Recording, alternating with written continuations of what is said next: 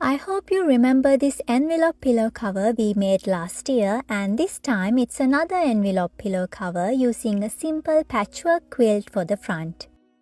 Now this is my first try in a patchwork quilt, and so please bear with me if I make any mistakes, or if you are a beginner to quilt like myself, make sure to join along with this project to make your first quilt.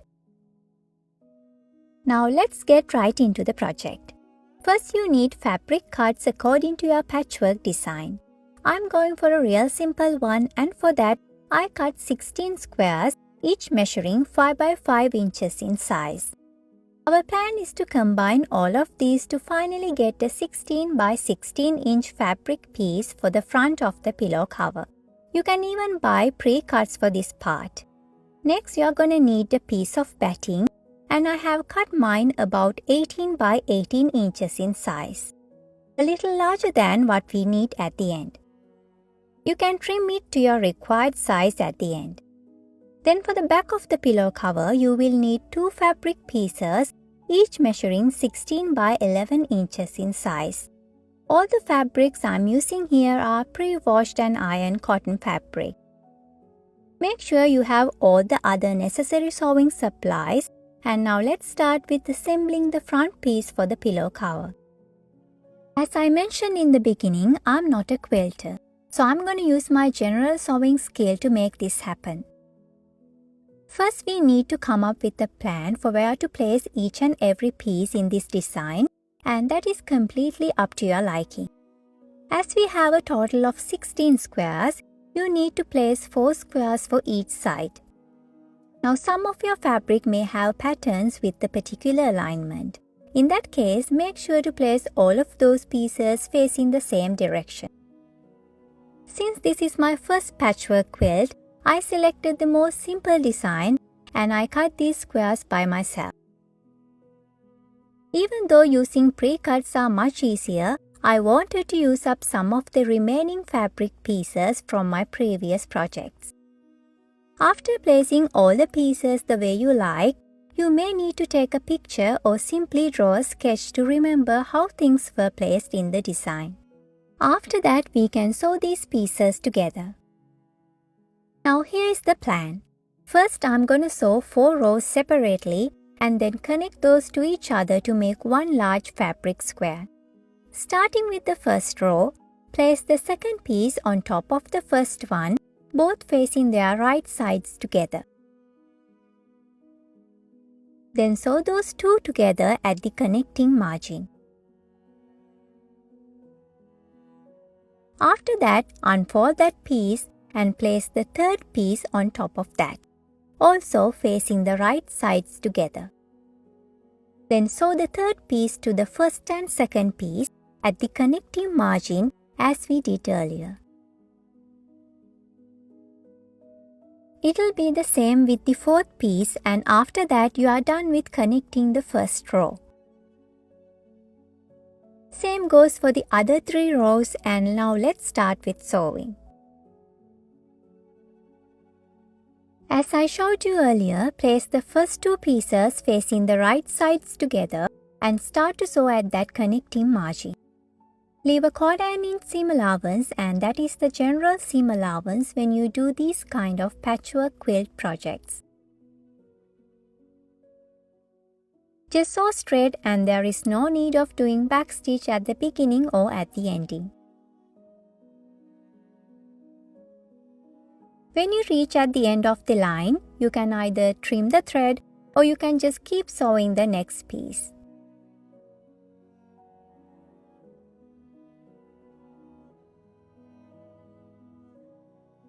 Unfold and place the next piece of the row facing the right sides together. Now sew straight, connecting the second and third pieces of the row. It'll be the same 1/4 inch seam allowance.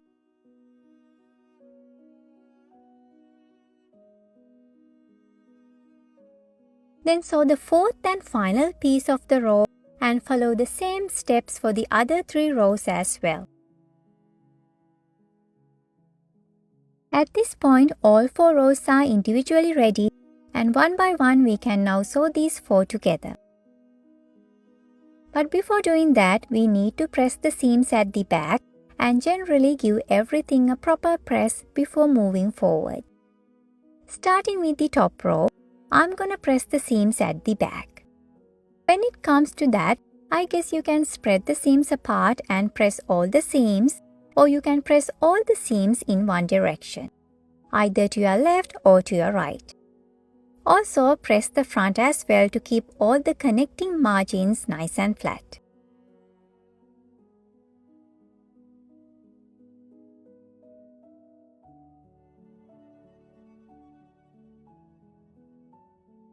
Now here is a small tip. When you are pressing the second row, try to press the seams in the opposite direction to the first one. If you press the seams to your left in the first one, press the seams of the second row towards your right. Then when you are sewing the two rows together, your seams will be evenly spread, one to your right and one to your left. So keep that in mind while pressing the seams. As you can understand, the same goes to the next row.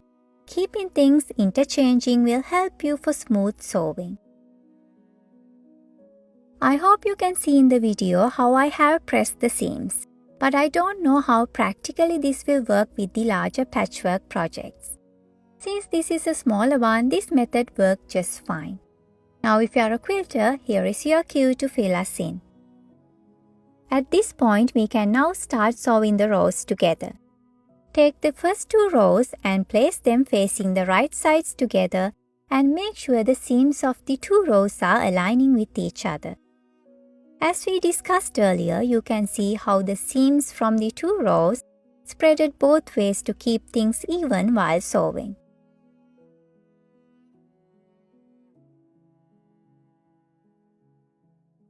After aligning the two rows along that margin, use a few pins or clips to keep everything in place.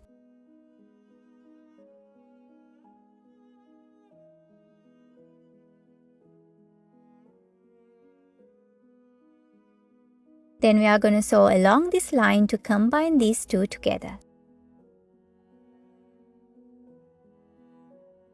Start at one of the ends and leave a 1/4 inch seam allowance. Just keep an eye when going over the seam areas to make sure things are staying as it is. Even here, there is no need to do backstitch at the beginning or at the ending, since we are going to trim the square later. Sew straight until you reach the other end. Let me unfold and show you how the connected two rows look at this point.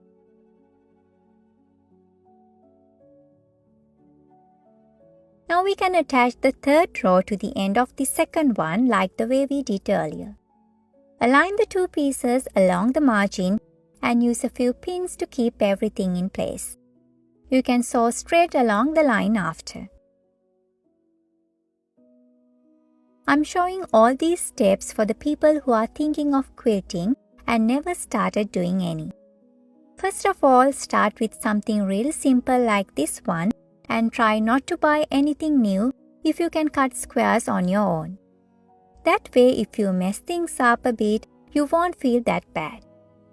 I knew quilting needs a lot of patience and concentration, but after doing this project, I have to say I respect all the quilters even more now. Imagine all those large quilting projects with tiny pieces. It's amazing what you guys are doing.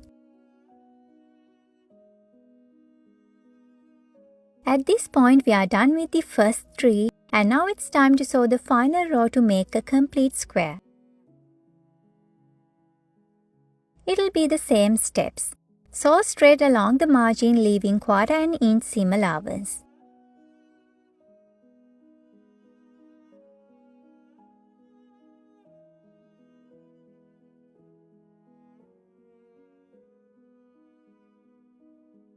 With that done, the patchwork design for the front is ready, and now let's give it a proper press at the front and the back of the fabric. Make sure to press especially around the connecting margins to keep things nice and flat. This will be important when it comes to top stitching later.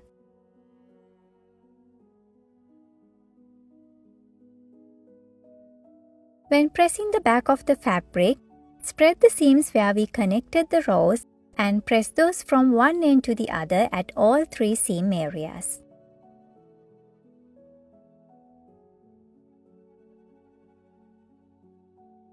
Our next step is to attach the batting. So place the fabric on top of the batting layer and keep it centered and aligned as possible. Usually your batting layer has to be a bit bigger than the fabric layer since it's gonna trim down a bit after all the top stitching. But mine is almost exactly the same size as the fabric. But this won't be a problem because I'm gonna trim this down to 16 by 16 inch later.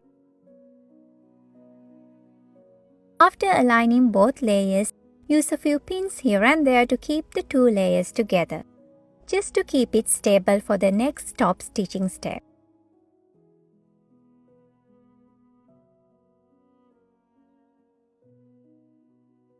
Next, make a decision how you want to do the top stitching. It can be any way you like.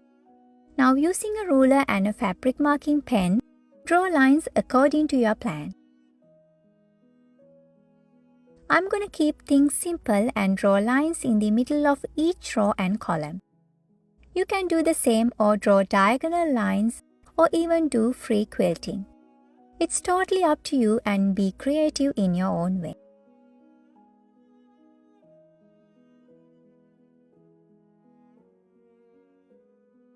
Investing in a fabric marking pen will come in handy for this step, and mine is a heat erasable one. So I can easily get rid of all these markings by giving it a heat press at the end.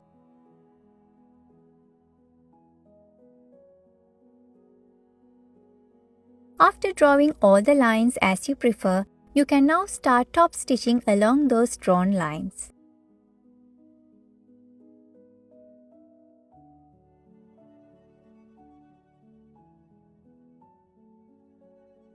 Remove the pins as you go and sew straight along those lines. Because we have to sew through a batting layer and a fabric layer, having a sharp needle in your sewing machine is really helpful when doing these types of projects. After attaching the batting layer, we can now move on to the trimming part. At this point, the size of the square is roughly 18 inches. So if I trim 1 inch from each side, I can easily get a 16 by 16 inch square at the end. But because this is my first quilting project, I'm going to trim half an inch on all 4 sides first and then only go another round of half an inch just in case I mess things up. I think it's much safer approach. You might think if I needed 16 by 16 inch square, why didn't I go for 4.5 by 4.5 inch squares at the beginning instead of 5 by 5 inch squares? The thing is, it will give you a square pretty much closer to 16 by 16. But even if you made a small mistake, things may not come your way since you don't have much fabric to work with. So it's safer to go for a little bigger fabric piece first and then trim it down to your required size. At this point, we got our 16 by 16 inch front piece ready, and now it's time to follow the usual steps when making an envelope pillow cover. Take the 2 fabric pieces for the back of the pillow cover and place them wrong sides up. Now from one of the wider 16 inch sides, fold the fabric about 1/4 inch and press it along from one end to the other. You can even hand press it, but using an iron makes things easier and will give a bit more professional look at the end. After that, fold it over and press it again from one end to the other.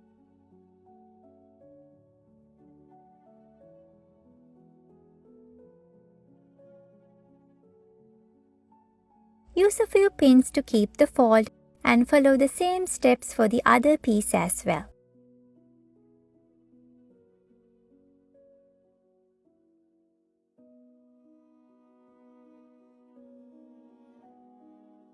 Next, we are going to sew along these lines closer to its open margin.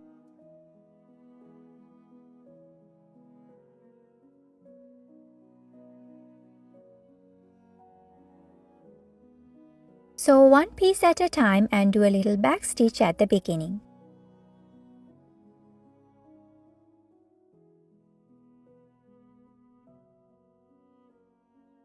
Sew straight along from one end to the other and make sure to remove the pins as you go.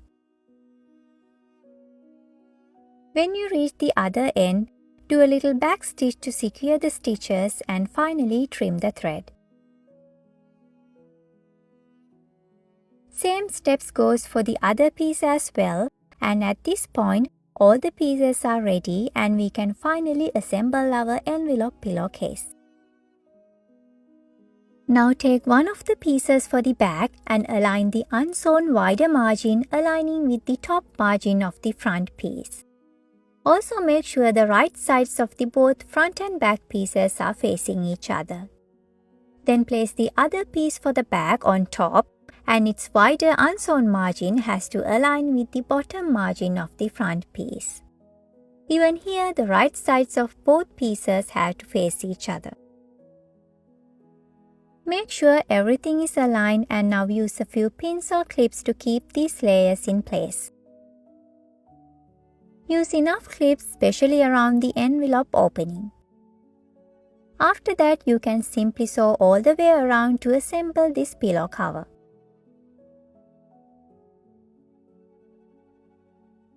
Now for this step, I'm going to leave a 1/2 inch seam allowance.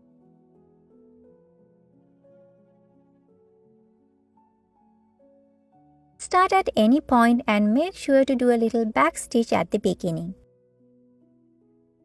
Sew straight, and there is something extra you can do when it comes to sewing the two envelope opening ends.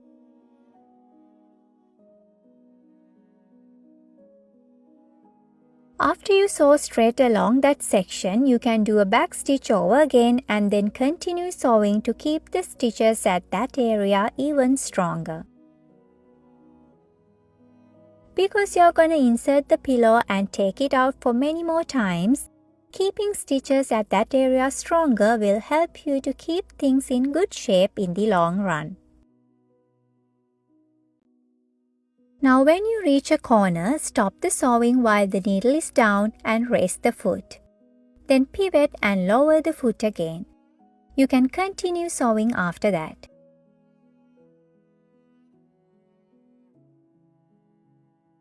Sew all the way around, and once you reach the starting point, do a little back stitch to secure the stitches.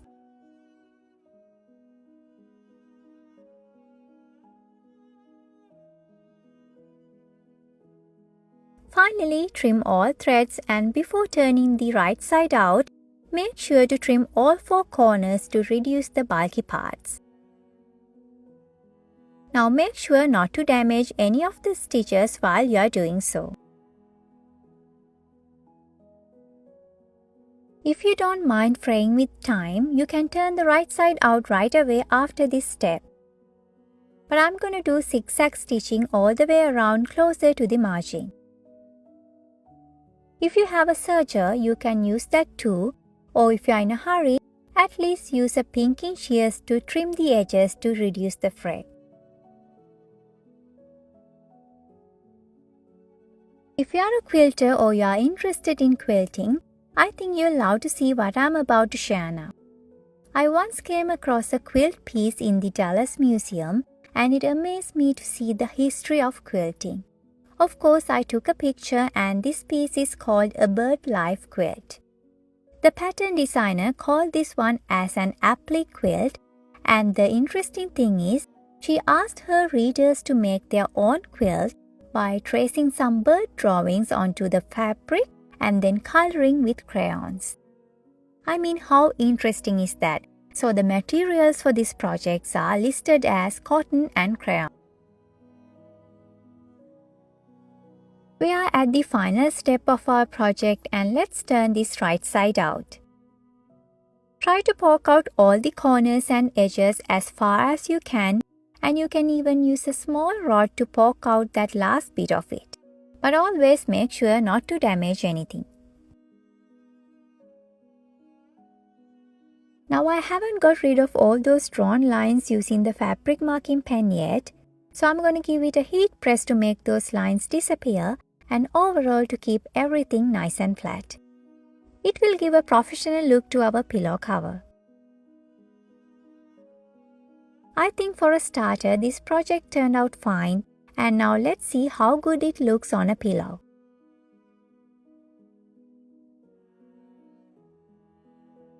Now if you are interested in making a simple pillow cover without any patchwork or quilting, we have a simple step-by-step tutorial for that one too. Make sure to check that one out as well. I'll leave the link in the description. I hope you'll give this one a try, and all the quilters, now it's time for you to share your knowledge with us in the comments. Thank you all for watching, and please don't forget to subscribe to the channel as well. Bye for now, and I'll join you in the next one.